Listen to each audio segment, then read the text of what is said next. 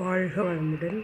இயற்கை வருங்க. கொஞ்சம் சாப்பாடு வச்சோன்னே அந்த குருவிக இந்த குருவிக அணில் எல்லாம் வந்து சாப்பிட ஆரம்பிச்சிருச்சு. ஃபுல்லாக அப்படியே ஒரு 10 குருவி இருந்தது. அதனால தான் நான் டக்குன்னு எடுத்துகிட்டு வந்து வீடியோ எடுக்கலான்ட்டு வரும்போது கொஞ்சமெல்லாம் பறந்து போயிடுச்சு. நான் பக்கத்துலேயும் கூட போகல, தூரமாக இருந்து ஜூம் பண்ணியிருக்கேன். கொஞ்சம் ஓரளவுக்கு தான் தெரியும்னு நினைக்கிறேன். ஓகே, வாழ்க வளமுடன். நம்ம உடல் நலத்துக்காக நம்ம பேசிகிட்டு இருந்தோம்.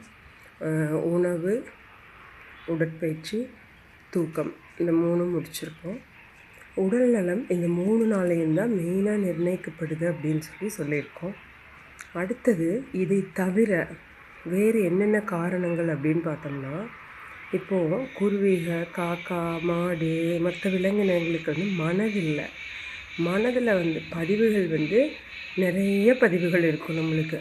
நம்ம வந்து என்ன பண்ணுவோம்னா, அத்தனை பதிவுகளையும் மனசுக்குள்ளே வச்சுட்டு அதை நினச்சி இதை நினச்சி இந்த மாதிரி காக்கா குருவியெல்லாம் அன்றாட வாழ்க்கைக்கு தனக்கு தேவையானதை அப்பப்போ போய் எடுத்து செலக்ட் பண்ணி சாப்பிட்டுட்டு அதுக்கு வந்து நிம்மதியாக இருக்கும்.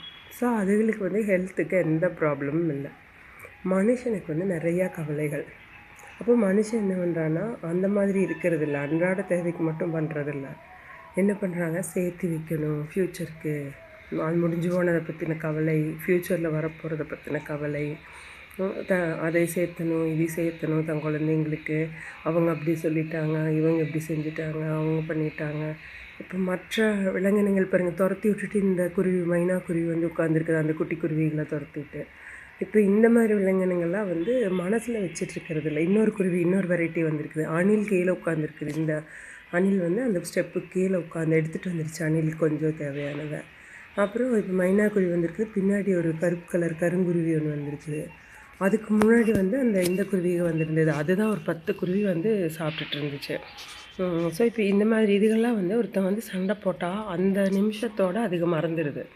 சண்டை போட்டான், துரத்தி விட்டான், டாமினேட் பண்ணால் அதை வந்து அந்த நிமிஷத்தில் நம்ம என்ன பண்ணுறோன்னா அதை கேரி பண்ணிக்கிறோம். அவங்க நம்மளை இப்படி சொல்லிட்டாங்க, நம்ம கூட சண்டை போட்டாங்க, நம்ம இப்படி பண்ண வேண்டியது இருக்குது, அப்படி அந்த மாதிரி நம்ம வந்து அதை கேரி பண்ணிக்கிறோம். ஸோ இப்போ இந்த மாதிரி நம்ம கேரி பண்ண மைண்டில் வந்து டஸ்ட்டு சேர்ந்துட்டே இருக்கும். ஒரு டஸ்ட்பின் அப்படி டஸ்ட்பின்னை வந்து நம்ம கிளியர் பண்ணாமல் வச்சுருந்தோம்னா என்ன ஆகும், அந்த குப்பை ஃபுல்லாக தேங்கி போகும்போது அது வந்து ஸ்மெல்லாகி எல்லாம் கிருமியாகி எல்லாம் ப்ராப்ளம் ஆகும். அந்த மாதிரி தான் மைண்டுக்குள்ளே நம்ம அந்த டஸ்ட்டை வச்சுருந்தோம்னா ஹெல்த் வந்து கண்டிப்பாக அஃபெக்ட் பண்ணும்.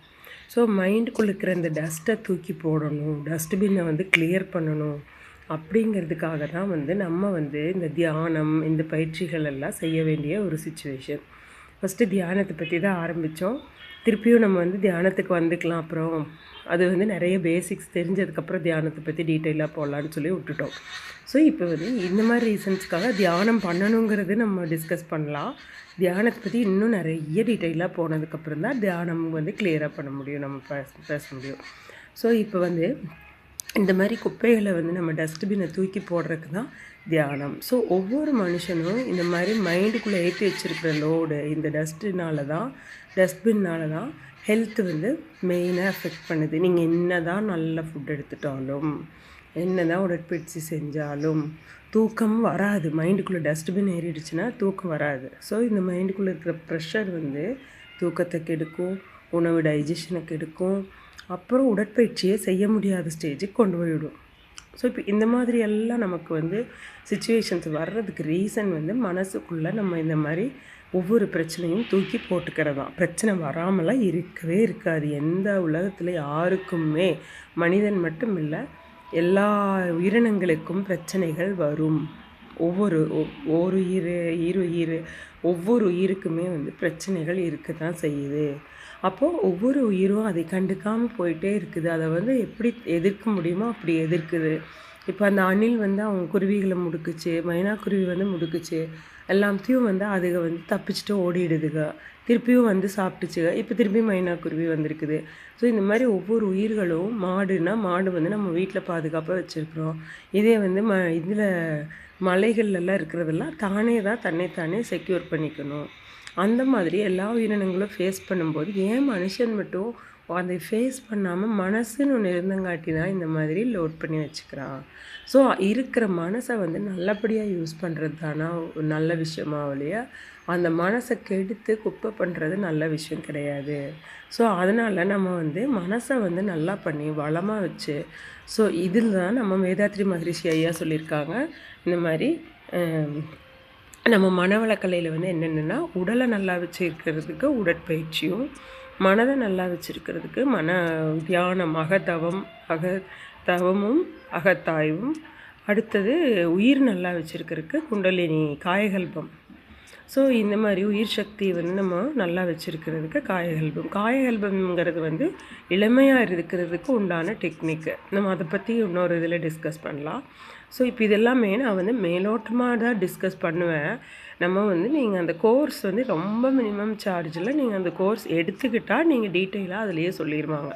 காயகல்பம்னா என்ன, எப்படி செய்யணுங்கிறதுலாம் அவங்க தான் சொல்லணும். அங்கே மன்றத்துகளில் இல்லைன்னா அழியாரில் மன்றத்துகளில் தான் சொல்லணும். ஏன்னா அது வந்து குருவோட இது முறையாக தான் கற்றுக்கணும், ஒரு ஆசான் வச்சு ஒரு குரு வச்சுன்னு. ஸோ இப்போ நம்ம வந்து அதையெல்லாம் பேசலை. நம்ம காயகல்பம்னா என்னன்னு சொல்லலாம், உங்களுக்கு அது வேணால் புரியலாம். எங்கே நடந்தாலும் நீங்கள் அதை அட்டன் பண்ணிக்கலாம். உங்களுக்கு அது வந்து காயகல்பம் தனியாகவே வந்து அட்டன் பண்ணலாம். ஃபுல் கோர்ஸ் அட்டன் பண்ண முடியாட்டியும் அதுக்கு வந்து ஏதோ 150 ரூபா அந்த மாதிரி சார்ஜ் இருக்கும். காயகல்பம் மட்டும் ஒன் டே எடுப்பாங்க. நிறைய பக்கம் 100, 150 ரூபா. ஸ்டூடெண்ட்ஸாக இருந்தால் 100, பெரியவங்களாக இருந்தால் 150, கப்பலாக போனால் 200, 2 பேர்த்துக்கும். அந்த மாதிரி நிறைய பக்கம் நடக்குது, எல்லா பக்கமும் நடக்குது. ஸோ இப்போ இந்த மாதிரி நம்ம வந்து மனதை வளப்படுத்துறதுக்கு, அது உயிர் சக்திக்காக காயகல்பம், மனதை வளப்படுத்துறதுக்கு தான் நம்ம தியானம்.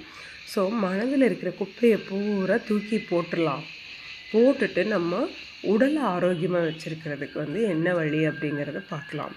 அதுதான் நான் இன்றைக்கி உங்களோட டிஸ்கஸ் பண்ணுற டாப்பிக்கு.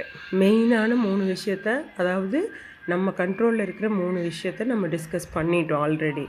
இது வந்து நம்ம கண்ட்ரோலை தாண்டி இருக்கிறதா மனம். அதுக்காக மனதை எப்படி வந்து சுத்தம் பண்ணி நல்லா வச்சுருக்கிறதுங்கிறதுக்காக தியானம் பண்ணணும் அப்படிங்கிறது வந்து இது நம்ம வந்து முயற்சி பண்ணால் தான் வரும். மீதி 3மே ஈஸியாக கிடச்சிரும். உணவு, உடற்பயிற்சி, தூக்கம் 3மே ஈஸியாக வந்துடும். இது வந்து நம்ம ப்ராக்டிஸ் பண்ண ஒரு நாள்லையோ 2 நாள்லையோ வராது. ப்ராக்டிஸ் பண்ண தான் வரும். ஸோ அதனால் உடல் நலமாக இருக்கிறதுக்கு மனதை வளப்படுத்தணும் அப்படிங்கிற ஒரு டாப்பிக்கோடு இன்றைக்கி நான் உங்களோட முடிக்கிறேன். உங்களுக்கு இந்த வீடியோ பிடிச்சிருந்ததுன்னா லைக் பண்ணுங்கள், ஷேர் பண்ணுங்கள், மறக்காமல் சப்ஸ்கிரைப் பண்ணுங்கள். நன்றி. வாழ்க வளமுடன்.